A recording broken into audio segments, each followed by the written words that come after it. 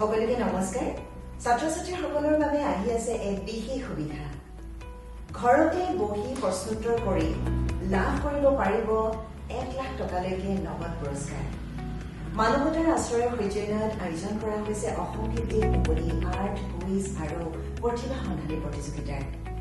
প্ৰথম শ্ৰেণীৰ পৰা দশম শ্ৰেণীলৈকে ছাত্ৰ-ছাত্ৰীসকলে অংশগ্ৰহণ কৰিব পাৰিব এই মুকলি প্ৰতিভা সন্ধানী প্ৰতিযোগিতাত আৰু লাভ কৰিব পাৰিব 3টা কেটেগৰীত প্ৰথম, দ্বিতীয়, তৃতীয় তথা চতুৰ্থৰ পৰা দশমলৈকে মুঠ 10টা পুৰস্কাৰ। প্ৰথম পুৰস্কাৰ 1 লাখ টকা, দ্বিতীয় পুৰস্কাৰ 50,000 টকা, তৃতীয় পুৰস্কাৰ 25,000 টকা আৰু লগতে চতুৰ্থৰ পৰা দশমলৈকেও থাকিব নগদ পুৰস্কাৰ।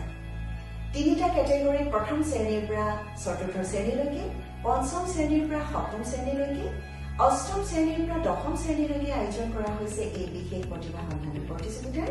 এই প্ৰতিযোগিতাৰ একমাত্ৰ উদ্দেশ্য হ'ল যে ছাত্ৰ-ছাত্ৰীসকলৰ মাজত থকা দক্ষতা, বুদ্ধিমত্তা তথা প্ৰতিভা এই সকলো বিকাশ কৰাৰ উদ্দেশ্য আগত ৰাখি মানৱতাৰ আশ্ৰয় আয়োজন কৰিছে এই সুন্দৰ প্ৰতিযোগিতাৰ।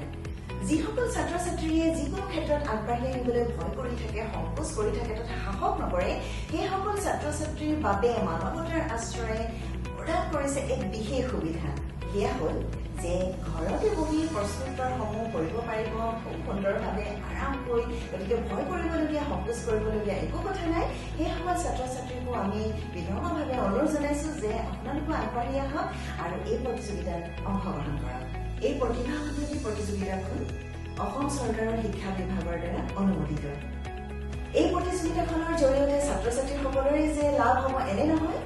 যিখন বিদ্যালয়ৰ ছাত্ৰ-ছাত্ৰীসকলে প্ৰথমৰ পৰা তৃতীয়লৈকে পুৰস্কাৰসমূহ লাভ কৰিব, সেই বিদ্যালয়খনলৈ মানৱতাৰ আশ্ৰয়ৰ তৰফৰ পৰা আগবঢ়োৱা হ'ব নগদ 25,000 টকা বিদ্যালয়খনৰ উন্নয়নৰ বাবে। লগতে সকলো অংশগ্ৰহণকাৰী ছাত্ৰ-ছাত্ৰীকে প্ৰদান কৰা হ'ব একোখনকৈ চাৰ্টিফিকেট। বিশেষ নীতি নিয়ম বুলি একো নাই, মাত্ৰ পঞ্জীয়ন কৰিব লাগিব নিজৰ নাম, স্কুলৰ নাম, লগতে বয়স আৰু শ্ৰেণী। মানৱতাৰ আশ্ৰয় হ'ল এটা স্বেচ্ছাসেৱী সংস্থা।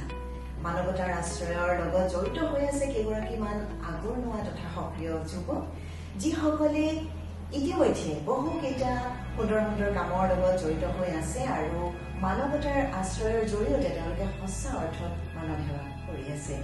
আৰু এটা বিশেষ উল্লেখনীয় কথা, মানৱতাৰ আশ্ৰয়ৰ মূল উদ্দেশ্যই হ'ল যিসকল ছাত্ৰ-ছাত্ৰীৰ বিশেষভাৱে নিজৰ দক্ষতা আছে, প্ৰতিভা আছে, বুদ্ধিমত্তাও আছে, কিন্তু ক'ৰবাত আগবাঢ়ি আহিবলৈ সংকোচ কৰে, হয়তো ভয়ো কৰে, সাহস নকৰে, সেইসকল ছাত্ৰ-ছাত্ৰীয়ে যাতে বিশেষভাৱে এই প্ৰতিযোগিতাত অংশগ্ৰহণ কৰিবলৈ সাহস কৰে, তাৰ বাবে মানৱতাৰ আশ্ৰয়ে মুকলি কৰিছে এই সুন্দৰ মঞ্চৰ।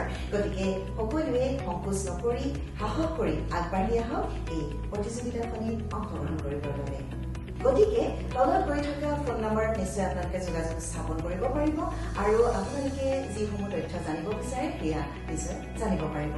প্ৰতিগৰাকী অংশগ্ৰহণকাৰীয়ে লাভ কৰক একোখনকৈ মানপত্ৰ তথা চাৰ্টিফিকেট আৰু আপোনালোকে সকলোৱে আগবাঢ়ি আহক, যোগদান কৰক, অংশগ্ৰহণ কৰক এই সুন্দৰ প্ৰতিযোগিতাখনত।